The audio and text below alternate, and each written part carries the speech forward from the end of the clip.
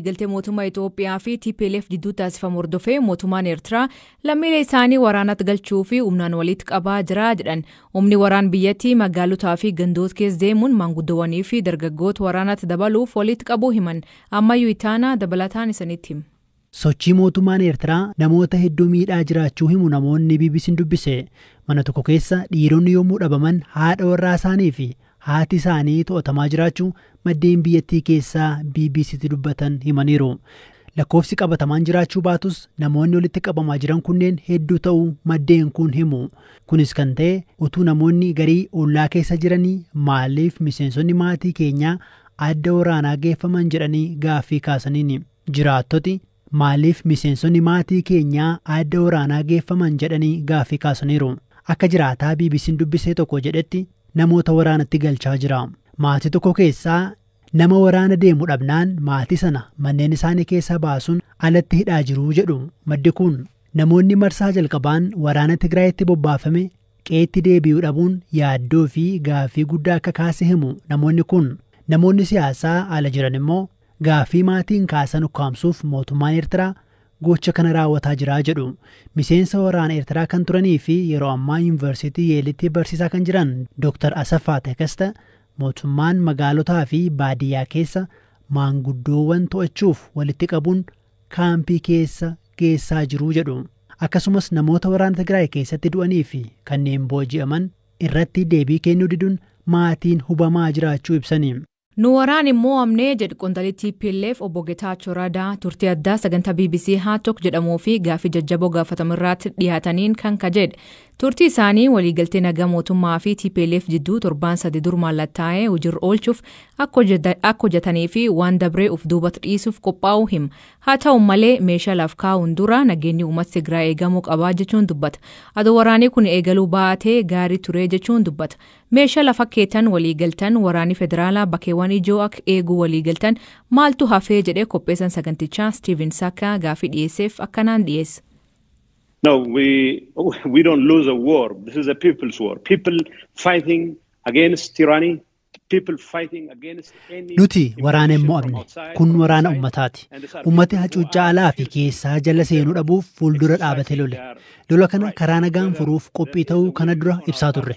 Rakkoon siyaasaa fi yaaddoon nageenyaa jalqabumaa rakkoon kun akka dhalatu taasisan hanga furmaatan argannetti ummati Tigraay meeshaa lafa hin kaa'u. Hanga ummati uggura jalaa hin baanetti ani waliigaltee nagaa mallatteessuu dhabees jijjiiramuu hin qabu. Under the kind of siege. If Eritrean forces stay on your territory, then you may not actually. Yoo waraanni Eertiraa daangaa keessan turan meeshaa keessan akka lafan keenya himtan qondaaltonni keessan waraanni Eertiraa mallee badii raawwataa akka jiran himan. Yoo kun ta'e waliigaltee nagaa bishaan nyaatee jechuudha. This whole deal is off. I'm not saying the whole deal is off.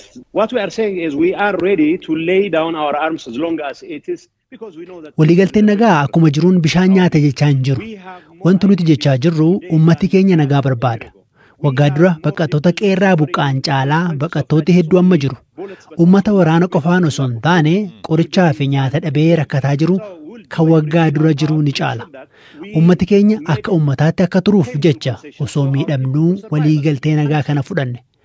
Waraanni kana dura biyyattii dhiisee ba'uu qabuu fi mootummaa federaalaan affeerame haleelaatti hufee osoo jiruu meeshaa hiikkachuun hiikan qabu. Meeshaa hiikkachuun meeshaa lafa kaa'u osoo hin taane nagaan waaraa jiraachuu mirkaneessuudha. It's not about handing over your weapons. It's about making sure that there is a sustainable peace. You talk about painful concessions and I feel osoo nu miidhuu ittuma dhiibnee yeroo jettu sagalee kee keessaa hubatamutu mul'ata. Osoo waraana kana kaasuu dhiibnee gaarii turee jettee yaadda. We didn't start the war. It was imposed on us. But I wish it didn't. Nurratti fe'ameeti malee waraanan eegalle. Osoo rakkoo kana karaa nagaan furuun carraan jiraate jedhee nan hawwa. Osoo waraanni kun ka'uu baatee nan hawwa. Nurratti fe'ameeti malee nuti waraanan eegalle. It was imposed on us. Before we end, let's just talk briefly about the future. Xumuruu koon dura mee waa'ee gara fuulduraa haasofnu. Ministeera muummee Abiy Ahmedii fi bulchiinsi federaalaa waliigaltee kana hojiirra oolchu jettanii amanteerraa qabdu. I don't have to trust them, but I have to assume good faith. And of course, amanuu hin qabu garuu waan gaariin eega. Akkuma jedhamu wanti gaariin raawwata jedhee nan eega. Isa hamtuuf ammoo nan qophaa'a. Yeroo kanatti wanta inni irratti xiyyeeffadhu uummati kiyya waan isaaf malu akka argatu waliigalteen nagaa kun akka milkaa'uu dalaguudha. Rakkoon uummata keenyaa akka xumura argatu akka mootummaatti waan dalagamuu qabu maranii dalagna. When we last spoke, you had real doubts about whether Tigray's future lay within Ethiopia. Kana dura yeroo haasofnu egereen Tigraay Itoophiyaa keessanii ta'a waan jedhu irratti shakkii akka qabdan ibsitee turte. Amma sirna federaalaa Itoophiyaa keessa turuuf waliigalleerraa jettee nutti himuudhaaf qophiidha. What we have agreed in Pretoria is what we have always been declaring, that as long as Wanti Piriitooriyaatti waliigallee waan yeroo hundaa gaafataa turredha. Hanga mirgi hiree murteeffannaa keenya kabajametti Itoophiyaa keessa turuu feena. Fottoquuf akka waraanaan jirre yeroo darbee sagantaa keessatti dhiyaadhee dubbadheen ture. Ani tokkummaa Itoophiyaa taamanuun kiyya gatii hin qabu. It doesn't matter whether I believe in an Ethiopian unity or not. Sa'aatii tokko keessatti dubartoonni 5 ol miseensa maatii isaaniin akka ajjeefaman dhaabbati mootummaa gamtoomanii tilmaama. Bara 2021 guutummaa addunyaatti dubartoonni 45,000 hiriyoota gaa'ilaa fi miseensota maatiin kan ajjeefaman ta'uu himan. Lakkoofsi kunin garmalee gaddisiisaa ta'us kan caala ta'uu danda'a jedhi UN hirpha gammachuu dabalata qaba.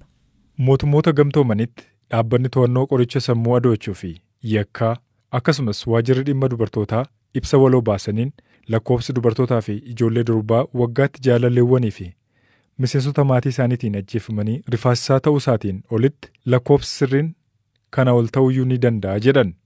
Ajjeechaan dubartootaa fi ijoollee durbaarra jaalallee isaanii fi miseensota maatii isaanii birootiin raawwatamu kun ardiidhaan yeroo qoodamu Afrikaan 17,200 qabattee lammaffaa irratti yoo argamtu, Eeshiyaan 17,800 qabachuun sadarkaa tokkoffaa irratti argamte. Amerikaan 7,500 akkuma kana ammoo Awurooppaatti 2,500 kan ta'u yakki wal fakkaataan raawwatameera. Dhaabbanni mootummoota gamtoomanii ajjechaawwan akkasii kana ittisuudhaaf qaamoleen nageenyaa, jaarmiyaaleen mirgoota namoomaa dubartootaaf dhaabbatanii fi quuqamnee fi eegumsi barbaachisaan akka taasifamuuf waamicha dhiyeessaniiru.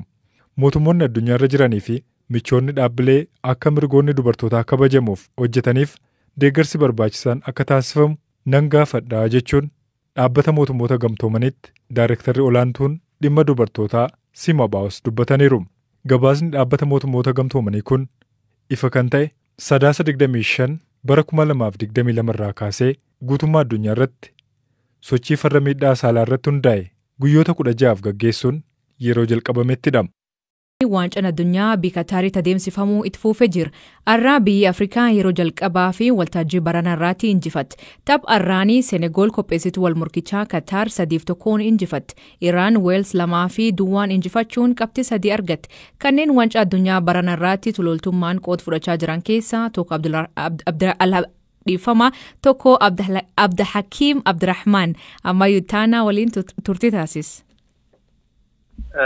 Gaheen hojii kootii qarqaaraa yookiin ammoo customer service namoota daawwiidhaaf dhufan karaa kallattii seensaa gamana waan isaan barbaadan irratti tootaalii wantoota yakka raawwatamuu fi wantoota dhoorgamu haala biyya kanaa keessatti hin eeyyamamne tokko tokkos itti himaa barsiisa. Nama badii akkasii sana ammoo osoo beeku raawwatellee qaama dhimmi dhiyaatu ilaallatuufis yeroo dhiyeessinu jira. Kanaaf waliigalatti namoonni dhufanis nagaa akka qabaatan kan jiraatanis dhiibbaa tokkoon ala bahanii akka galaniif irratti hojjanna jechuudha. Wanni addaa si mudatee jira fakkeenyaaf egaa hojii kana hojjettoo eegaltee hagami? Fakkeenyaaf namni alkoolii qabatee seenuuf yaalu tokko alkooliin biyya kana keessatti dhoorkamaadha. Istaadiyoomii qabattee seenuu hin dandeessu yoo jetteen yeroo tokko ati eenyuu qaama kam jedhee eegguu si gaafatu jira, sitti dallanu jira, yeroon si rukutuuf deemanis jira, qaamni biroo kan si ilaalus jira, kaameraanis si bira jira jechuudha. Kanaaf namni kamuu yakka baay'isee raawwachuuf yookiin sillee dhiibbaa keessa seenuuf hin deemu wama seeraatiin bula jechuudha. Hanga ammaatti mudannaa guddaa jedhu nan mudanne. Akkamiin laalte namni baay'eedha biyya sana magaalaa guddoo kana? Naa'ol baay'eedha. Akkasumatti garuu yeroo meetroon guutee bakka dhaabattu hin qabneetu jira. Yeroo immoo iddoo istaadiyeemii iyyuu seentee istaadiyeemii nama 60,000 qabatu 70,000 tahee taa'utu jira. hundinuu diversity jiru wal bira qabatee kan baas kan kibbaas dhufe ispoortiin jaalalaaf akkuma jedhamu ispoortiin kabajaaf akkuma jedhamu tokkummaaf akkuma jedhamu isuma saniin wal qabatee wal dandahee jiraataadha garuu haalli biyyattii xiqqoodha wanti ishiin qabattee deemaa jirtu waan guddaadha. Ati garee kam deeggarta? Egaa akka biyya keessa jiraadhuutitti akka biyya koo lammaffaatitti Qatariman deeggara jechuudha. Haamileenis yaadaanis fedhaanis keessi kiyyas isaanuma deeggara yeroo ammaatti jechuudha. Ammoo har'a Seenegaaliin mo'amte guyyaa jalqabaas injifatamte itti abdii immoo hin qabdu ammoo inuma deeggarte jechuudha.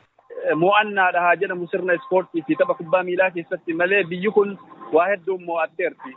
Anaaf mo'anna biyyi kun tokko biyyoota addunyaa kana guutuurraa namoota bifa garaagaraa fedhii garaagaraa qaban hammattee miidhaa fi cinqaa fi dararaa tokkoon ala biyya kana keessatti tasgabbiin namni hunduu yaa'ee akka nagaatti galuun mo'annaadha. Lammaffaan wantoota biyyoota biroo keessatti barataman wantoota akka geenizimii yookiin waan sirna saala wal fakkaatoo irratti wal qabatee alaabaan isaanii iddoo istaadiyoomitti akka dhufnee fi yoo dhufanis qabamanii akka dipaartuutu badaan godhamee jira. Wantoota akkanaa irratti dalaguunis waan addunyaan jibbitu hedduu dhoorsuunis hedduu mo'anna jedhee yaada.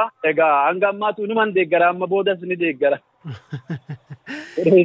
Egaa Qatar biyya xiqqoo naman beekneef biyya akkamiiti? Qatar jechuun otoo naannoo kennaan madaale baay'ee xiqqoo godina biyya teennaa takka keessa Arsii yookiin ammoo yoo Shawaa jennee fudhanne natti tola. Istaadiyoomii 8 intarnaashinaal istaadiyoomii 8 qabdi. Galiin inkaamiin isaanii akka addunyaatittuu warra dursuudha. Teekinooloojiidhaan iddoo hundatti CCTV kaameraa wanni hojjetamu wanni sekuuri ta'e wanni biyya kana jalaa dhokatu tokko hin jiru. Baay'ee waan nama dinqisiisuudha.